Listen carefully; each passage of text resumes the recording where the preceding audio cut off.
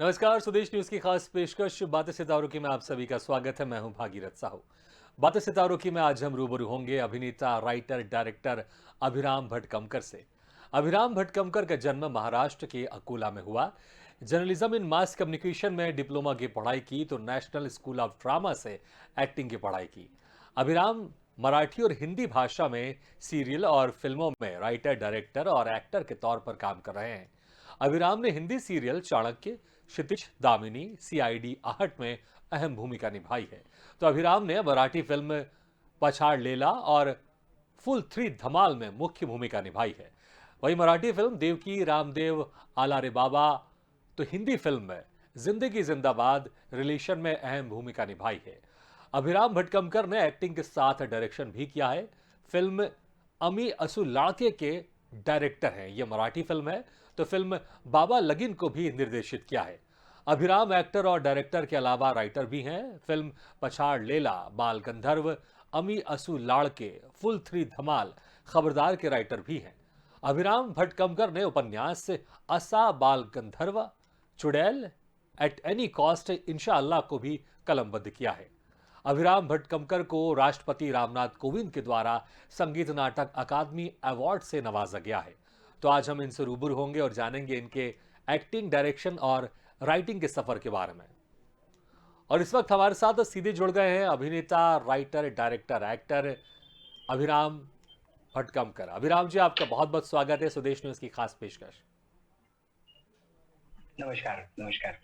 जी, अभिराम जी, इतने सारे आप एक तरह से जैक ऑफ ऑल ट्रेडर्स हैं।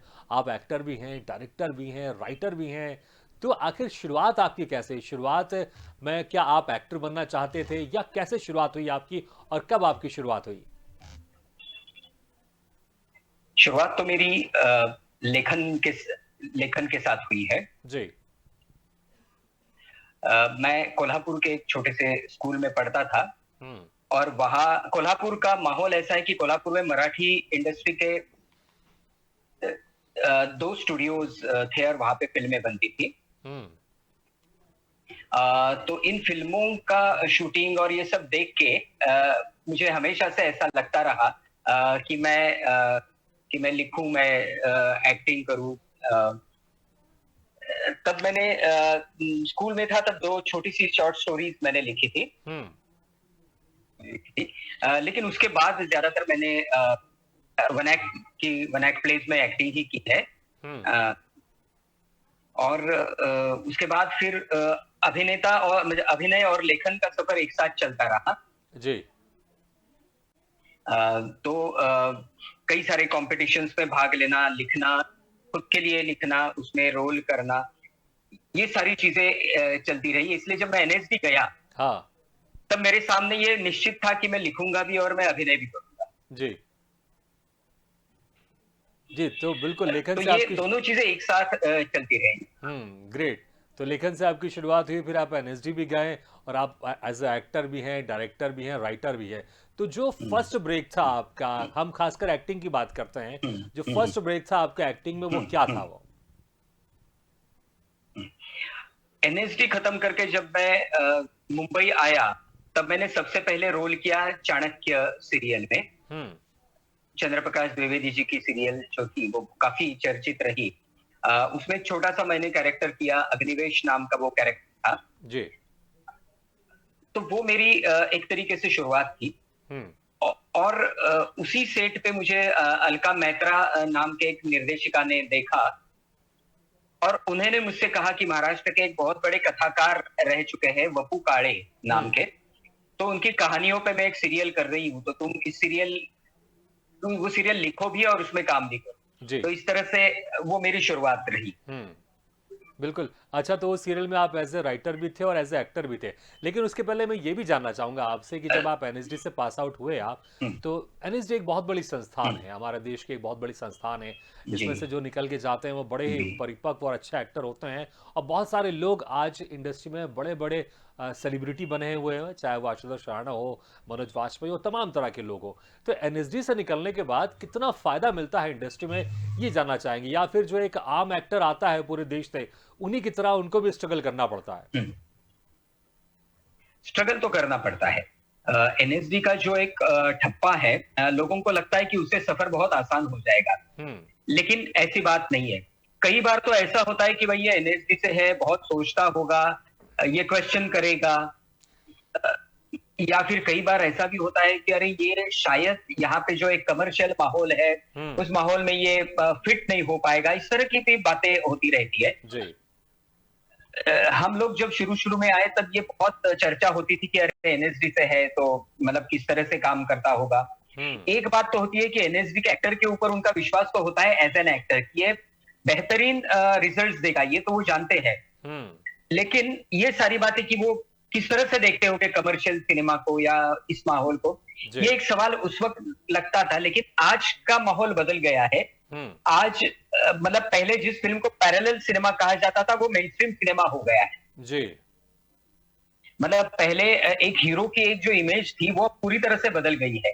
आजकल हीरो जो है वो उस दायरे से बाहर निकलकर कुछ अलग करना चाहते हैं, इसलिए स्ट्रगल तो है, वो स्ट्रगल आपको करना ही पड़ता है और करना ही पड़ता है। और दूसरी बात यह है, मुझे इरफान खान जो हमारे सीनियर है उन्होंने एक बहुत बढ़िया बात बताई थी। उन्होंने मुझसे कहा था कि अभिराम, एनएसडी में हम कला तो सीखते हैं लेकिन एनएसडी से बाहर जब निकलते हैं तो एक मार्केट भी आता है, ये हमें कभी सिखाया नहीं जाता। तो उसे समझने का भी एक स्ट्रगल होता है, माहौल को समझने का। तो ये सारा स्ट्रगल जो है वो स्ट्रगल का एक पार्ट है, ऐसा मुझे लगता है।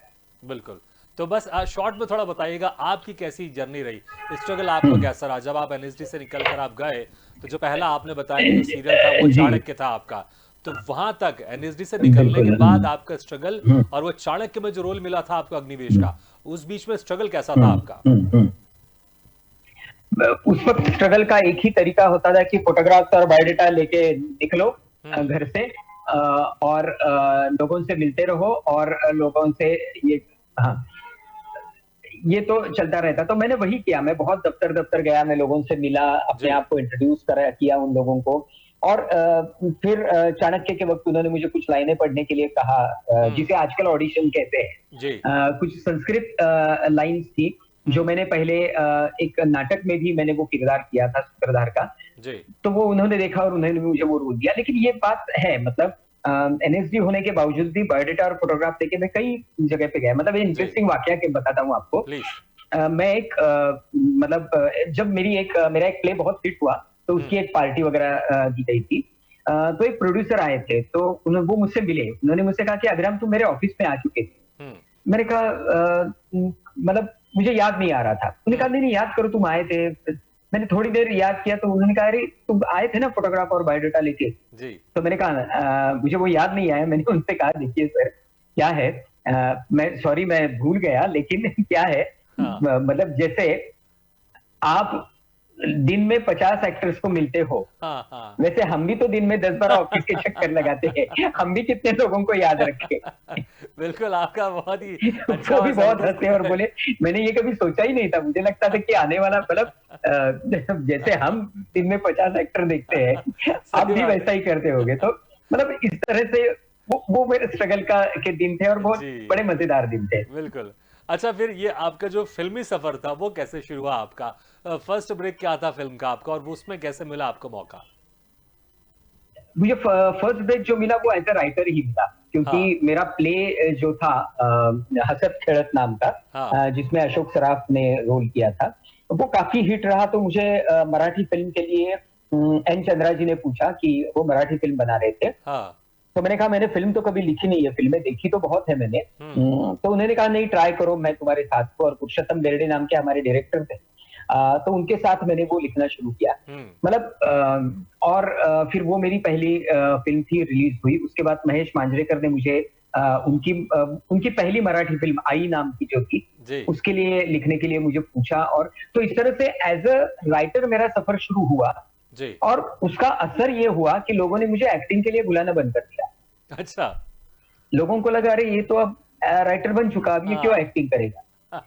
और होता यह है कि एक बार आपके चेहरे को रंग लग जाता है तो आप उससे छुटकारा आपको नहीं मिलता। इतनी आसानी तो मैं हमेशा से इस स्ट्रगल में करता रहा कि अरे भाई मैं लिखना भी चाहता हूँ, मैं एक्ट भी करना चाहता हूँ। उस दौरान मेरे 3-4 नाटक आए जो बहुत सक्सेसफुल रहे, जो हिंदी में भी आए, जो दूसरी भाषाओं में भी गए, हाँ। तो एक लेखक का ठप्पा मेरे ऊपर बन गया था। तो एक तरीके का मुझे ऐसा लगने लगा कि अब एक्टिंग के लिए कुछ करना चाहिए। तो फिर मैंने कहा कि कुछ दिन के लिए अब मैं एज अ राइटर ब्रेक लेता हूँ, अब मैं लिखूंगा नहीं। तो 2-4 महीने वो गए और काम नहीं मिल रहा था। तो मेरा एक मित्र है, मिलिंद गवळी नाम का मराठी एक्टर, उसने हाँ। कहा मैं एक फिल्म की बात मेरे से चल रही है, तो तुम लिखो भी और तुम इसमें एक्ट भी करो। जी। अपने लिए अगर तुमको लगता है कोई अच्छा कैरेक्टर है तो तुम और फिर देवकी नाम की फिल्म मैंने लिखी जी। जिसमें एक बहुत अच्छा, अच्छा कैरेक्टर मेरे जी, लिए तो था। जो ब्रेक के बाद जो फिर लोगों ने मुझे दोनों काम के लिए बुलाना शुरू कर दिया कि भाई तुम लिखो भी और तुम हाँ। काम भी करो, एक्ट भी करो। जी। तो इस तरह से फिर ये एक्टिंग और इसका एक सिलसिला जो चलना, लेकिन बीच वाला टाइम जो था वो बहुत मुश्किल था कि हाँ। मतलब एक्ट करना चाहता हूँ, लोग काम नहीं दे रहे, सिर्फ लिखने का काम मिल रहा है। हाँ। तो मतलब इंटरेस्टिंग बात ये होती है कि स्ट्रगल के कई सारे आयाम होते हैं, उसमें से बिल्कुल। एक ये है, आपके पास जो काम है, वो वो नहीं काम करना चाहते। आप करना है, लेकिन आप जो काम करना चाहते हैं, वो आपको नहीं मिल रहा है। जी। तो वो मेरे लिए स्ट्रगल का बहुत बड़ा ये रहा, लेकिन जब उसके बाद पछाडलेला फिल्म आई महेश हाँ। कोठारे की, जी।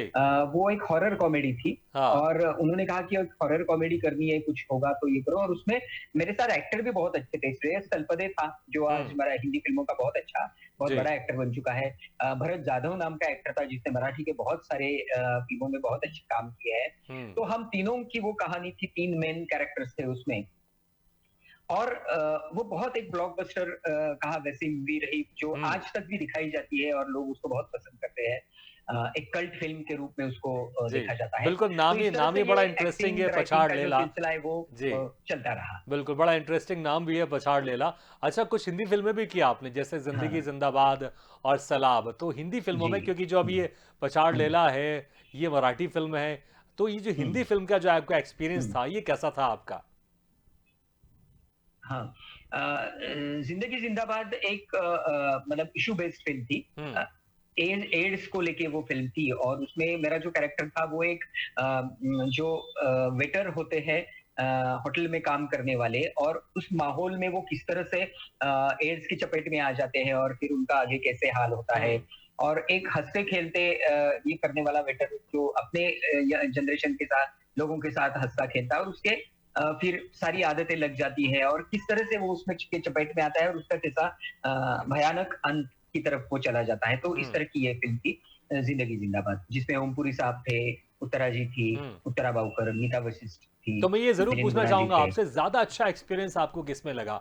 हाँ, मराठी फ़िल्मों में काम करने का एज़ अ एक्टर, हम्म, और एज़ अ एक्टर हिंदी फ़िल्मों में काम करने हाँ। का? नहीं, देखिए, मतलब माहौल तो एक जैसा ही होता है। हाँ। मतलब हिंदी और मराठी फिल्म का मुझे बहुत ऐसा फर्क नहीं लगता, लेकिन हिंदी का कैनवास बहुत बड़ा होता है। हुँ। अ, और मराठी फिल्मों में क्या होता है कि बहुत कम सुविधाओं के साथ आपको काम करना पड़ता है। और मैंने सुविधाएं कम सुना है कि होती है बहुत क्योंकि कम बजट समय कम में भी होता है। 20-22 दिन में एक फ़िल्म कंप्लीट कर लेते हैं कम मराठी फ़िल्म। समय में देखिए, अब जैसे पछाड़ लेला जैसी फिल्म हमने 27 दिन में कंप्लीट, हुँ। और यही तो अगर हिंदी मराठी हाँ। फ़िल्म हो तो फिल्म को कम से कई कम बार 50 20 दिन दिन तो में 22 चाहता दिन है। में भी कंप्लीट करनी पड़ती है। तो अ, मतलब एक्टर को बिल्कुल ऑन द टोज रह के इस तरह से काम करना पड़ता जी। अच्छा, इतने सारे आपने मराठी फ़िल्मों में काम किया एज़ अ एक्टर, हिंदी फ़िल्मों में आपने काम किया है, सीरियल्स में किया है, तो हमारे दर्शक कोई डायलॉग आपसे सुनना चाहेंगे। अगर कोई आपको डायलॉग याद हो आपको, तो चाहे रंगमंच का हो या आपके सीरियल्स के हों या फ़िल्मों के कोई डायलॉग हो, तो हमारे दर्शक ज़रूर सुनना चाहेंगे। है। जी, जी। अ, मैं अपनी ही एक बहुचर्चित फिल्म बाल गंधर्व जो है, जी। उसका एक डायलॉग आपको पेश करता हूँ आपके प्लीज़। सामने। ये पूरे बाल गंधर्व जो फिल्म है वो मराठी रंगमंच के एक बहुत बड़े लीजेंडरी एक्टर सिंगर थे बाल गंधर्व, हाँ। उनके लाइफ के ऊपर फिल्म बनी थी। जी। और फिल्म का अंत है जब गंधर्व का निधन हो जाता है, तो वो अपने साथ वाले एक किरदार को पूरे उस जीवन का एक सार बताते हैं। तो वो ये है, अ, नाना, क्या हुआ ये सब? आपका व्यक्तित्व गंगाजल जैसा निर्मल, और आपकी किस्मत में ये प्रवंचना? नहीं भगवान, ऐसे नहीं कहते। ये जिंदगी एक नाटक है। हमारे गडकरी गुरुजी तो कहते हैं, हम खुद एक स्वांग है, पात्र ही है उस ऊपर बैठे नाटककार के, और हमारी जिंदगी उसके द्वारा लिखे गए प्रवेश। हम तो उन्हें पेश करने वाले कलाकार हैं। ये दुख भी सच्चा नहीं है और ये सुख भी। ये सफलता भी हमारी नहीं है और असफलता भी। अब आखिरी प्रवेश शुरू हो चुका है, पर्दा गिरने का समय हो रहा है। इसलिए भगवान, यही भरत वाक्य ध्यान में रखना। इस दुनिया के रंगमंच से ऐसे विदा लेनी है जैसे कोई कलाकार पर्दा गिरते समय किरदार को रंगमंच पर छोड़कर ही बाहर चल पड़ता है, निस्संगता से। बहुत खूब। मतलब क्या है कि जिस तरह से आपने संवाद बोले, तो जो एक फीलिंग्स आनी चाहिए जब हम संवाद बोल रहे हैं, दर्शकों को जो कनेक्ट होना चाहिए, पूरी तरह से मैंने कनेक्ट किया और हमारे दर्शकों ने इसको कनेक्ट किया। और खास बात ये रही कि क्योंकि जिस आपने जो संवाद बोला, ये हर एक संवाद का मैंने देखा, एक मूड अलग होता है, उसका एक लय अलग होता है, उसकी एक डिमांड अलग होती है। कुछ रियलिटी जो रियलिस्टिक हम प्ले करते हैं उसका एक स्टाइल अलग होता है, हम जो कुछ एक हिस्टोरिकल प्ले करते हैं उसका एक स्टाइल अलग होता है। तो जो स्टाइल आपने इसमें इस्तेमाल किया, मतलब वो बहुत खूब इस संवाद को वो और निखार कर सामने लेकर आता है। अच्छा, अब हमने आपकी बात कर ली, एक्टिंग की बात कर ली, राइटिंग की हमारी बात हुई कि एज अ राइटर भी आपने शुरुआत की थी। फिर निर्देशक कैसे आना हुआ, आप कैसे डायरेक्टर, आप कैसे कि आपको लगा कि अब मैंने लिख लिया है, मैंने नाटक, मैंने एक्टिंग कर ली है, मैंने फिल्में लिख ली है, मैंने फिल्में में काम कर लिया है, सीरियल्स में काम कर लिया है, तो निर्देशक बनने का ख्याल आपके ध्यान में कैसे आया? एक तो वो बहुत ज्यादा एक्सीडेंटल था। मैं कोल्हापुर के एक इंस्टीट्यूट में गया था जो मेंटली चैलेंज्ड बच्चों का स्कूल है, जिसे हम स्पेशल चिल्ड्रन कहते हैं। और उसके गैदरिंग में मैं चीफ गेस्ट था, और मैंने देखा कि वो जो गेट टुगेदर था, गैदरिंग था, उसमें जो छोटे छोटे बच्चे इतने कमाल से अभिनय कर रहे थे, अपना नाटक कर रहे थे। फर्क सिर्फ ये था, एक नॉर्मल, जिसे मतलब नॉर्मल कहना नहीं चाहिए, लेकिन एक मतलब स्पेशल चिल्ड्रन और बाकी बच्चों के स्कूल में जो एक फर्क होता है, वो सिर्फ एंट्री एग्जिट के लिए उनके टीचर या पेरेंट्स उसको हाथ पकड़कर स्टेज पर ला रहे थे। और वो देख के मुझे इतनी एनर्जी मिली कि मुझे ऐसा लगा ये एनर्जी लोगों तक पहुंचनी चाहिए। तो मुझे लगा एक डॉक्यूमेंट्री बनाई जाए, लेकिन फिर मैंने सोचा डॉक्यूमेंट्री बनाने से अच्छा है फीचर फिल्म बनाई जाए जी। तो मैंने फीचर फिल्म लिखी, और मतलब उस स्कूल उन बच्चों को लेके। हाँ। लेकिन मैंने जब डायरेक्टर्स को अप्रोच किया तो डायरेक्टर्स ने कहा कि इसमें ये स्पेशल चिल्ड्रन काम नहीं करेंगे, हम प्रोफेशनल एक्टर्स काम करेंगे, उनसे ये रोल करवाएंगे। मैंने कहा ये कैसे, क्योंकि अगर इस फिल्म में मैं ये कह रहा हूं कि ये बच्चे भी कुछ कर सकते हैं, उनके अंदर क्षमता होती है, अगर हम इनको लेके ही नहीं करेंगे तो हम अपने ही विचार को मतलब काट रहे हैं ना एक तरीके से। तो कोई डायरेक्टर तैयार नहीं था, तो फिर मैंने सोचा कि फिर मैं ही इसे डायरेक्ट करूं। और फिर समस्या ये हुई कि मैं नया डायरेक्टर, पैसे कौन लगाएगा। तो मैंने थोड़ा सा अपना बैलेंस निकाल के सोचा, बैंक को पूछा लोन मिलेगा वगैरह। तो मेरे जो मित्र है, सीए है अनिरुद्ध अंबेकर, तो उनको मैंने दिखाया कि ये मेरा फाइनेंशियल प्लानिंग मैं कर रहा हूँ। तो उन्होंने कहा कि ये प्रोजेक्ट बहुत अच्छा है, मैं भी इसमें आ जाता हूँ। क्या बात है। तो हम दोनों ने मिलकर वो फिल्म को प्रोड्यूस भी किया।